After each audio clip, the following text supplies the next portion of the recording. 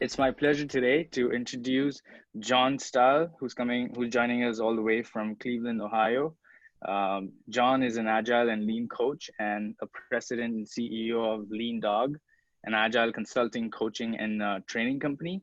As the world has been forced to find new ways of connecting and collaborating, Jon has found ways to continue to embrace an agile and lean mindset. He'll be talking to us about some of the tools and techniques that have worked for him, and how they can be leveraged to foster connection and togetherness, even in a remote and distributed world.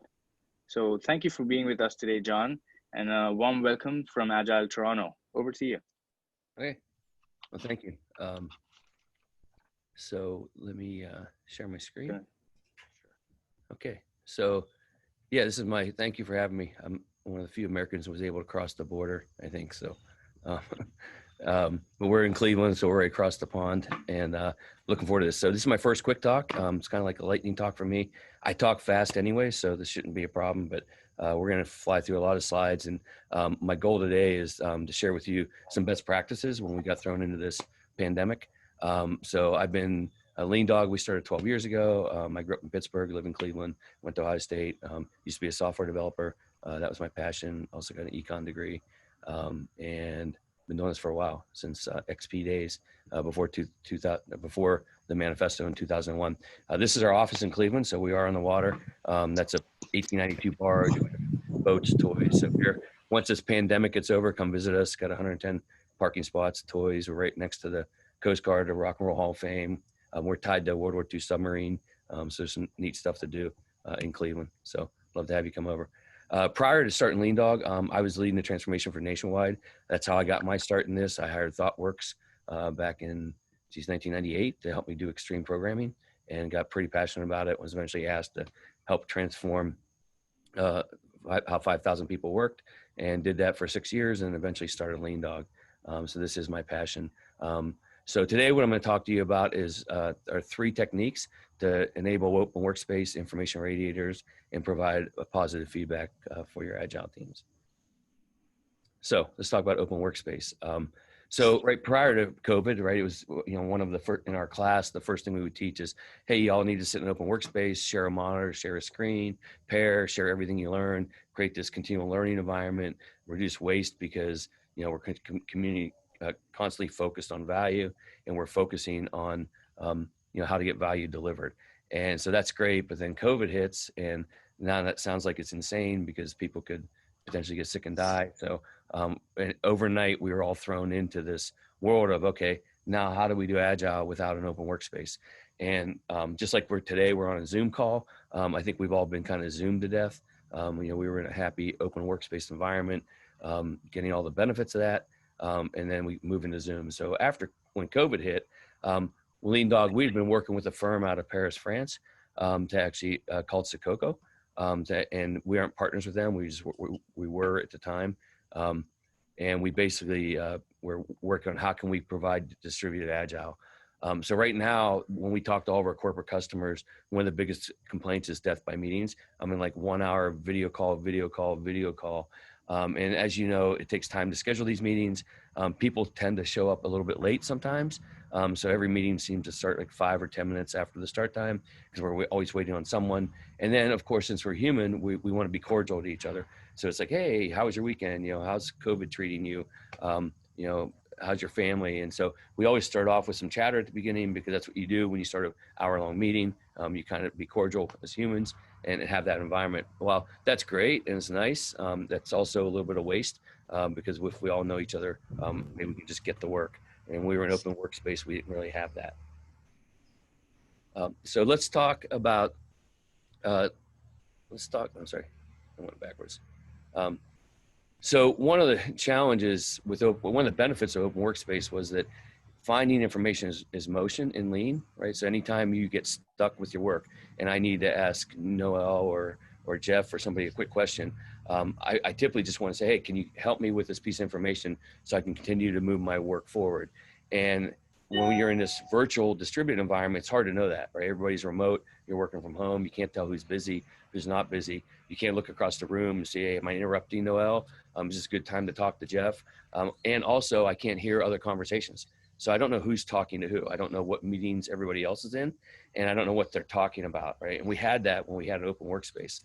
And that was one of the biggest benefits of an open workspace are those two things, right? Getting unblocked because you need information, or jumping in and overhearing other conversations, contributing your knowledge and getting the work done. And so scheduling meetings takes time. It's hard to do and it's never fun. So I'm going to show you a tool called Suco. And this tool was, it's pretty in the early stages of development. It's been around for a while. The company was kind of struggling pre-COVID. Now they're growing at like 33,000% because of COVID. So what you're looking at here is a blueprint, okay? And this is the blueprint of an office. This is a custom office we had made for Lean Dog because we're on the water. So you can see there's a boat and there's all these different rooms. Now what I want to do is I'm actually going to give you a live demo. Let me do a new share and let me move over to Suco and show you this in action. So this is my Lean Dog team. This is my back office. You can see we have different rooms. We have a marketing room, a staffing room, a finance room, my room. We have a team room. Amy has a room, and these folks are all busy. So Amy's over here. I could jump over into the team room. So I click over into here. I could right click on Amy and I could do it. I could, oh, it didn't work. I can get Amy. I should be able to, or is it her door locked? I can get Julius. I can get Josh. So what I'm doing is saying, hey, I'd love to have a conversation with you. So it says scheduling a call. I'm doing a get request basically. And Amy must have her door locked. So I need to knock on her. Hey, John, how's the demo going? Good. Hey, Julius, we're just starting. So Julius is in Las Vegas. Oh, I double clicked into the wrong room. So I'm over here. Let me move my screen around a little bit. So now what I need to do is I need to go up. Can you hear me okay? Yeah. I turn my microphone on. I'm going to turn my video on. I'm trying to do a get on Amy, but I think she's got her door locked. And Josh is over here. Oh, okay, so there we go. Didn't work.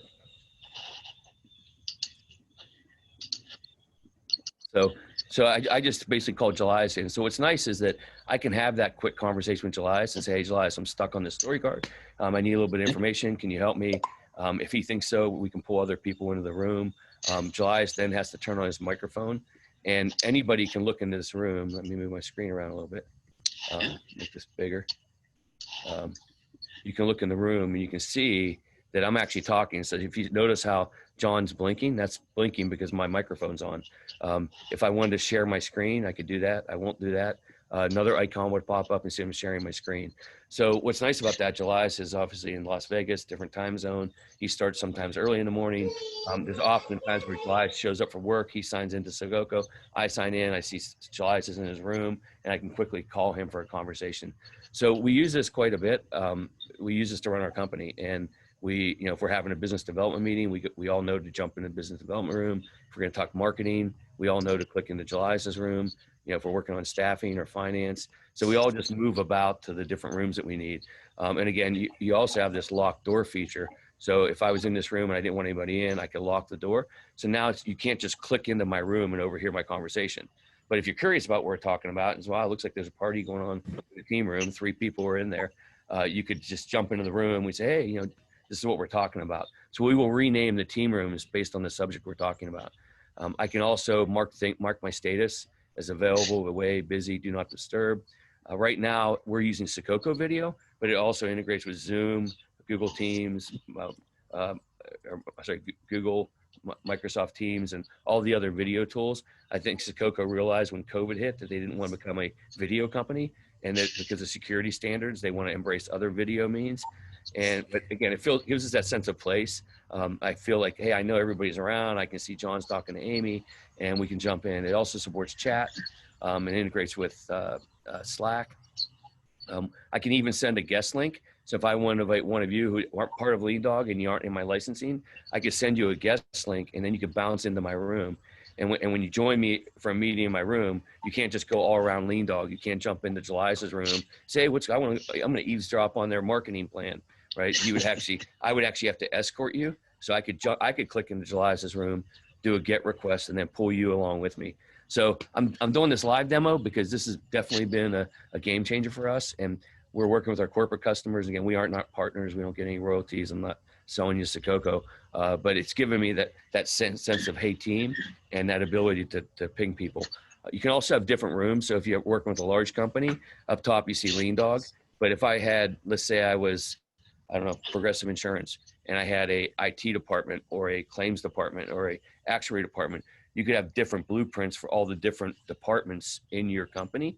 So if you want to walk the floors and basically go visit the marketing team, you could just switch from your team to the marketing team and pop over there and have a chat with them.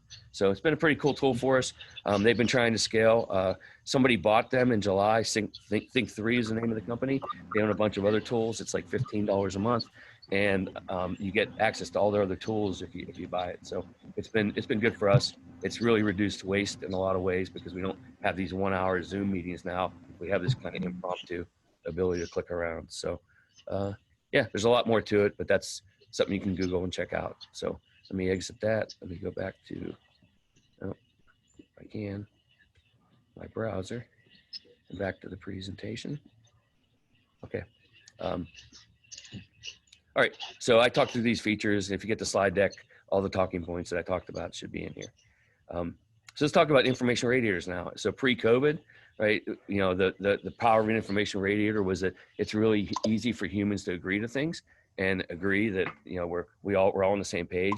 But then when we start to make things physical through information radiators, paper on the wall, we realize, wow, we're just off by a little bit. So that's going to shape our problem solving capabilities, because if we're off just by just a hair, the action that we need to take to solve that problem could be different. So you know, once we get on the same page through paper and physical walls, now we can converge and we can actually come up with a plan that we all 100% agree on. We aren't just nodding our head yes. We actually understand the current state and we can determine a future state and move to it. So that was great pre-COVID, right? And in fact, at Lean Dog, we relied on that heavily. In fact, so much so that when we lead transformations, we create what we call an obaya, which is a big visible room in Japanese terms. And let me see if my screen share is in the way here. Okay. And so we would basically create a big visual room. So we would go into a company pre-COVID and we'd say, okay, let's visualize everything you're doing, right? So from what's your mission, your vision, your company goals, your business domains, your plans, your organizational design. We put brown paper up, and we put brown paper up and we start visualizing. So this is an example. We're looking at somebody's organizational design. We're going to visualize the future state of high performing teams. We would do all kinds of rooms like this, and it was great. Here's an org chart that we did pre-COVID. Here's, you know, demand funnel. Here's technology soup. What's your architecture? All your technologies that you're working with. Right? Here's more demand. So we did this quite a bit. So COVID hits and we're like, okay, now what are we going to do? And we value stream map out your work, right? I'm not showing that. You guys can't see the presentation. Yeah, I was just going to say, John, I think you're still sharing the app. Okay, let me do that. I didn't realize that. Okay, that's not good. Let's go back to Chrome. Okay. Let me go back a couple then. So bottom line is we used information radiators, right, to kind of visualize out. Can you see it now? Yeah. Yes, we can. Okay. So we would do a lot of information radiators with companies to kind of understand their demand, their value stream map, their agile adoption, their practices, their technology soup, right? And once we got a good understanding of their culture, then we could create a transformation plan that would make sense. So COVID hits and we're like, okay, now what do we do? So there's two tools that we've been playing with, Miro and Mural, okay? And it's ironic that they're almost called the same thing and they do almost the same thing. So they're pretty close in competition. We did a bake-off. We first started with Miro and use that to create whiteboards and work. This is an example of us running our back office. We had a Kanban board on the left. We had a retrospective. We had sprint goals on how we'd run the company. We did that for, I don't know, 3 or 4 weeks. And then we started playing with Mural, which is a competitor to them. Very, very similar products. This is an example of a retrospective at Lean Dog. This is an example of current sprint goals that we did, and you're basically able to drop Post-it notes in, pictures. There's tons of templates, integrations, and They also have, in this case, Agile templates. So they have a roadmap, a retrospective, a wall of work. And we basically decided at Lean Dog, we like Mural better. We thought the usability was better. And then just recently, like, let's see here, August 25th, right? What day is today? So, so they recently raised a whole bunch of capital because everybody's invested in online collaboration tools. They also announced a ton of Zapier integrations. And so we're pretty big fans of Mural right now, integrating with anything from Atlassian to Jira to Slack to Trello, just thousands of integrations. And we've been using it to create these big visual rooms. The third tool that I want to share with you guys is, okay, how do you do feedback? And this is something that we were doing at Lean Dog pre-COVID, because we were trying to figure out how to become a good distributed Agile coaches. And the reason, and the tool that we use is called Workplace. So Facebook basically took Facebook. They, in my opinion, copied it, right, and created Workplace. Workplace is only for corporations, okay? We've been using this for, geez, about almost 2 years now. We were a beta out of Silicon Valley using this, maybe 3 years now. And the reason it works is the like button, right? The power of the like button. So for us, you know, we have about 50 people at Lean Dog. We have clients all over the place, all over the globe. And I have lots of Agile coaching transformations we're doing. And I can't be everywhere at once, but I want to keep up with things, but I don't want to be down in the weeds. So what Workplace allows us to do is go in and basically see, you know, basically a bulletin board of discussions about whether we're talking about coaching, we're talking about leadership, we're talking about finance, we're talking about a specific client. We have different kind of rooms and groups for these different things. And I can go out and you know, in my convenience and kind of read the thread and say things like, hey, Doug Morgan, happy birthday to Amy. And, you know, Jess says happy birthday. And, you know, people have that magical like button. So in very little to no time, I can go bounce through all our clients, bounce through the general forum, bounce through our coaching forums, and just like a bunch of things. I don't have to write the perfect email. I don't have to add the perfect emoji, right? But people know that, hey, John's actually paying attention at the surface level and he likes what he's seeing, okay? And so that's been a pretty cool tool for us. And we've been using that, like I said, pre-COVID. It has chat, it has video. All these tools have kind of a similar thing. We don't use the chat or the video features of this. We use that in Suco.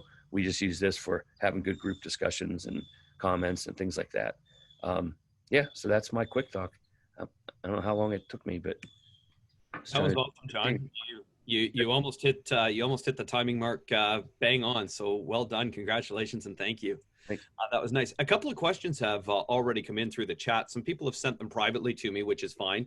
Happy to get those. Or if you want to post your question publicly, you can do that as well. Or third, if you just want to say in the chat, hey, Jeff, I've got a question. I'll make sure that I get a chance to call you on that. One of the interesting questions that came up, John, as we were going through this, talked about facilitation in a virtual environment and engaging people in a different way.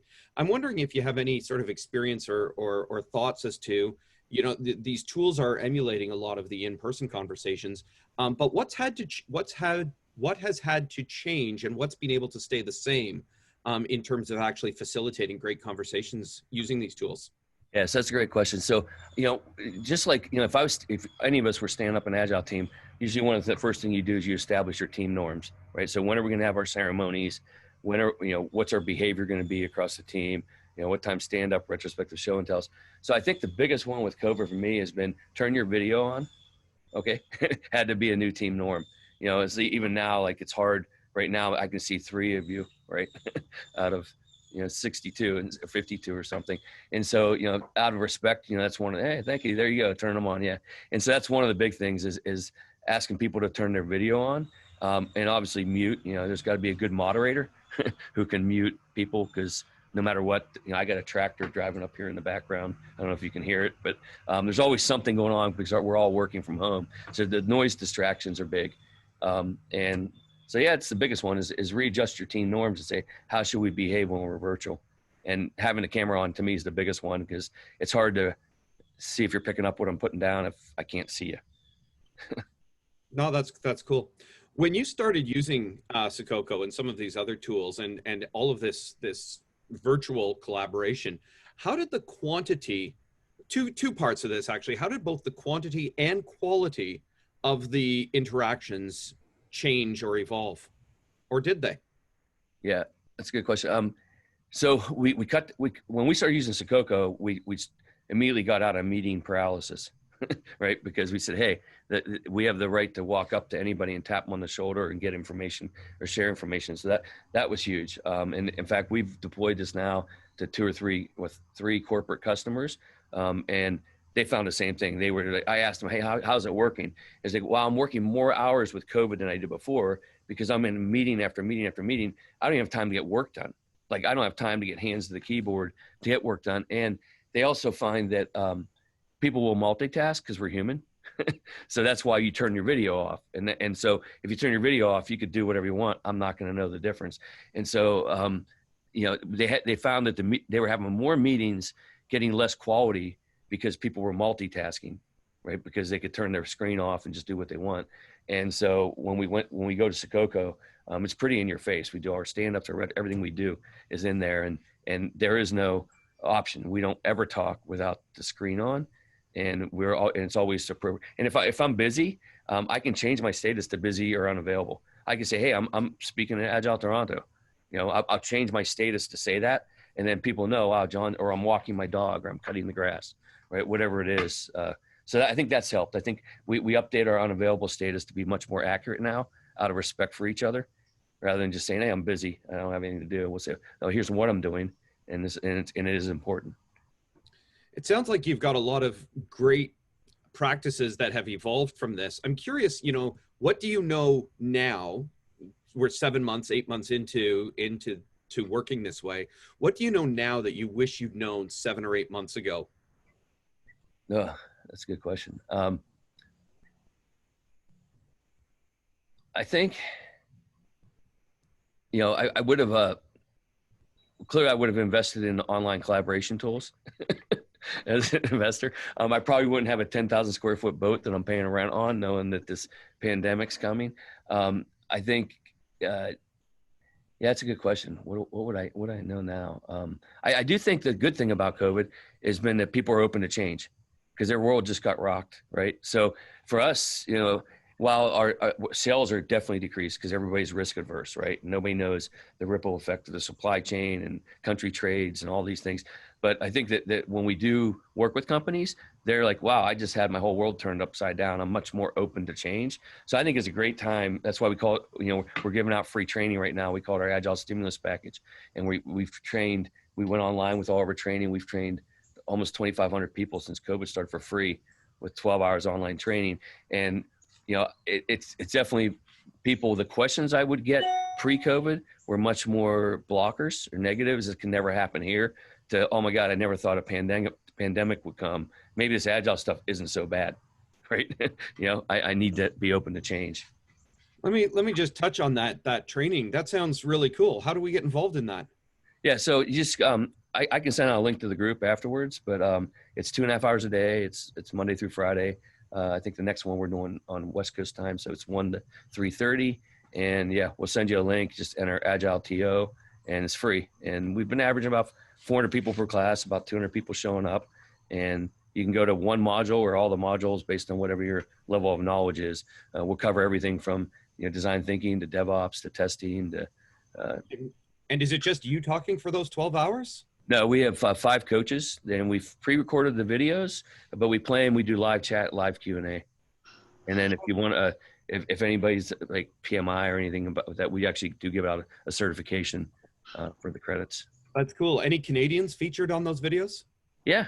We're Paul Carvalho, if everybody knows Paul. Nice. Excellent.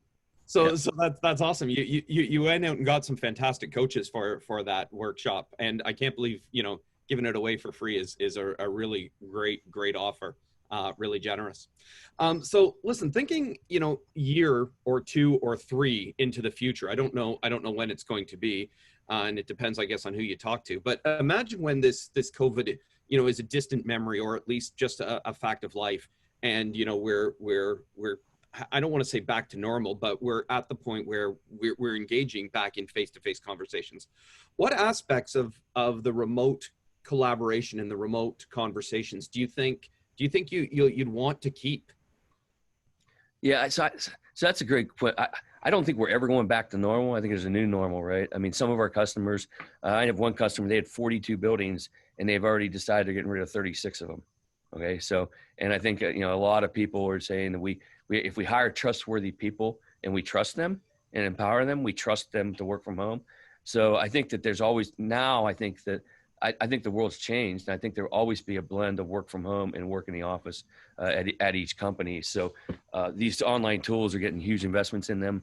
At the end of the day, it's all about people and communication.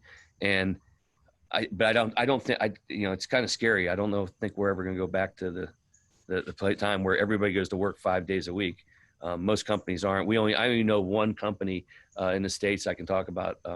That large paint manufacturer, they're going back October 1st. That's the only company out of all the companies I know who are even going back. And most of them are saying that some people think they're more productive working remote. I think that my take on that is, of course, if you ask me, do you like working from home? Yeah, it's nice. I can do things I could never do. But I don't think they had a good measure on productivity before this to say, yeah, we're just as productive. I think might be the same because there was just a lot of waste. That's my gut. Hey, Jon, if you're willing, could you post the link to the training in the chat? Sure. And that way, if people need to drop off for Prime Minister or something, then they've got that link. Yep, I'll do that right now. Perfect, Tom. We're actually we've only got a couple of questions left, but we are at 6:30. So if anyone does need to drop, by all means, there's a feedback survey in the chat window. If you can take 30 seconds to complete that survey, love to get the feedback on what you liked and didn't, so that we can continue to think about who we get for these sessions and the format and structure that they take. But there are a couple of questions left if folks are able to stay. Maybe before we get to those, Alex, I know you had a question. Are you able to unmute yourself and get your question asked? Yeah, can you hear me? Yep. Yeah. Hi, John. Hi, everyone.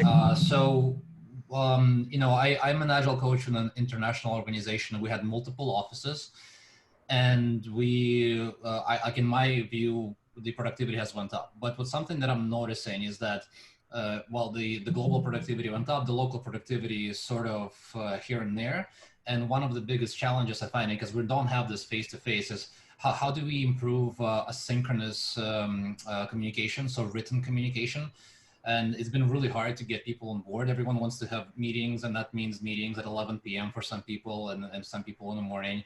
I'm wondering if you have seen that, and if there's any thoughts on, like in your world, around asynchronous communication, how to improve writing practices so that people can understand each other better without having to be synchronous all the time. Yeah, I mean, that's one of the reasons we use Workplace by Facebook, because people still have that work-life balance, especially when you're distributed across the globe. And so when you go back to how are we going to have new team norms in COVID? And one is, hey, turn your video on the time. Another one could be, all right, every time we do have a group meeting, we're going to take some meeting minutes and we're going to put it in Workplace and Facebook. So if there's somebody around the world that couldn't make that meeting, there's at least some talking points, or better yet, video is pretty easy. Why don't we just record these Zoom calls or video calls and attach them into Workplace by Facebook, just if we can't get 100% participation. So, and I also, we're big on org design. I think one of the biggest mistakes people make when they go Agile is they don't reorganize for high performing teams. And so I always say, wow, if I'm going to work with a team in India and Brazil and China, why don't I have whole teams in each of those locations instead of having the skills spread across 3 different countries? And so, I challenge people to just challenge your org design. Is your organizational structure right? Or is it just, I can't imagine not working with Jeff or Simon. So, we're going to put up with all that challenge we have with different time zones and different cultures. So, I start with, really reflecting on, is that the right org design to begin with? I've been to a lot of countries and studied lots of cultures. And I think that, I like seeing whole standing teams in their own culture, whether, it's India, China, or Brazil, or London, or US or Canada, put up high standing performing teams there. If you can, if you're a big enough company to do that. If you're not big enough, then you're probably gonna have to deal with being highly distributed and all the extra overhead it takes to have communication. Alex, just to build on John's answer, and I'm not supposed to answer questions here because I'm supposed to be asking them, but there's a fantastic book that came out by Mark Kilby and Joanna Rothman called From Chaos to Successful Distributed Agile Teams. Worth every penny to invest in that book. It's an excellent, excellent book full of great ideas on how to deal with a multinational situation and some patterns that they've observed in their time. The book is called From Chaos to Successfully Distributed Agile Teams. I'll post the link at some point as soon as I can get a second here. But John, last couple of questions that have come in, unless anyone else has any, is just wondering if you can talk about the amount of time people are spending in meetings with the switch from physically needing to get people in meetings or setting up Zoom calls or setting up booking meeting rooms versus the ability just to grab people and have these meetings virtually. Yeah, I can only speak from our customers and what they've told us, but our average customer is saying that they're in meetings at least 6 hours a day. That's what it feels like to them, and then they have to try to get their work done when they aren't in these meetings. And when I asked them, well, what was that like pre-COVID, most of them would say maybe 3 to 4 hours a day. I think people were already meeting to death if they weren't agile. So yeah, that's my gut. I've never done a case study or any metrics or scientific analysis around that. But when I almost every customer we talk to or go to lunch or video chat with, and we show them Suco, they're like, oh my God, that would solve a real problem I have, which is getting out of meeting paralysis. And oh good, somebody else, Gabriel's used the tool. Yeah, it does feel like you're working in the same space. And I even do things like on a Friday, I'll say, I'll click on everybody, say, hey, everybody grab a beverage. Let's talk about our week. How you guys all doing? I'll pull people together. Or hey, let's celebrate something. And so it gives me that whole impromptu, that I used to have in an open space that I really missed. Awesome. If people want to find out more about you or more about what Lean Dog does or this training, I know you posted the link to the training. What's the best way for folks to get in touch with you? Jon@leandog.com. It's that simple. Wonderful. Listen, this has been great. What an awesome, awesome sort of intro to something. And I'm just going to sort of reflect back something that I heard, that it was, and you started this off, Jon, by talking about the fact that it's individuals and interactions over processes and tools as the first value. It almost sounds like what you're saying is individuals and interactions enabled by processes and tools. Yeah. And if you ever heard my talks, especially my Kanban talk, I'm not a tool fan. But you know what? I had to. I was forced into change myself, and when this happened, I still think that I think there's a big place for physical things, and especially when it comes to the backlog, because the challenge we have with the tools is people can infinitely throw stuff in the backlog, and it's hard to wrap your mind around a 13 or 17 or 30-inch screen about how much backlog there is, and so I missed that. But that's not going away, so we got to adapt. So now it's a matter of how can we embrace technology to do that. We've also been playing with augmented reality. We've been doing daily stand-ups with Oculus, devices.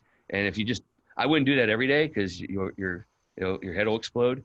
But if you say, hey, every Friday is Oculus stand-up day, and you put on a AR headset and you're all avatars, it makes for a lot of laughs, especially when people change what they look like. That's really cool.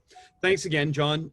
Tom, Noel, anything to add before we wrap this up? Oh, survey. If you get a minute, Jon's posted the survey in the chat window. If you could take 30 to 40 seconds to complete it, love to get your feedback on it. Jon, thanks so much for this. Noel, Tom, back over to you two. Well, I really enjoyed that. And Jon, I'm really curious about that last point you made about using VR for those weekly sessions. It's something I've been thinking about as well. So I'll definitely follow up with you offline about that Oculus strategy. That sounds super interesting. Good. Awesome. And thank you all for attending, and thank you, Jon, for sharing your valuable learnings with all of us. And a video recording of this session will be available on our YouTube channel, so feel free to check that out and share it within your network. And one of these days, we will all be meeting in person again. And until then, stay healthy and stay safe. All right. Thank you all for having me. Thanks so much.